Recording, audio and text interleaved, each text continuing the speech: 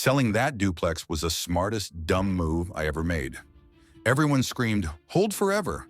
But listen, sometimes getting out is the real win, even when it looks like you shouldn't. Bought this place cheap back in 2015. Classic fixer-upper, decent location. Looked like a guaranteed cash cow on paper. I fantasized about mailbox money, just collecting checks. Poured sweat and savings into making it look presentable, found tenants, patted myself on the back. Felt like I cracked the code for about 6 months. Then reality hit. It wasn't one big flood or fire, it was death by 1,000 cuts.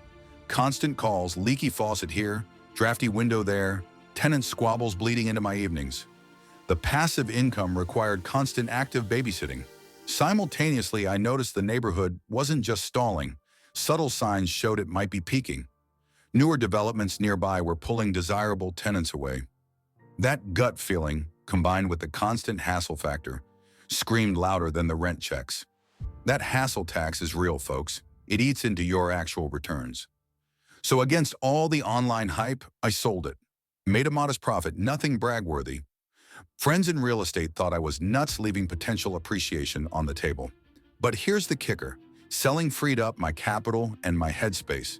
6 months later, a truly unique multifamily deal popped up in an area I knew was on the upswing. Because I wasn't bogged down, I jumped on it fast. That deal became my biggest winner to date. Selling the okay deal unlocked the amazing one. Lesson learned, your time and focus are assets too.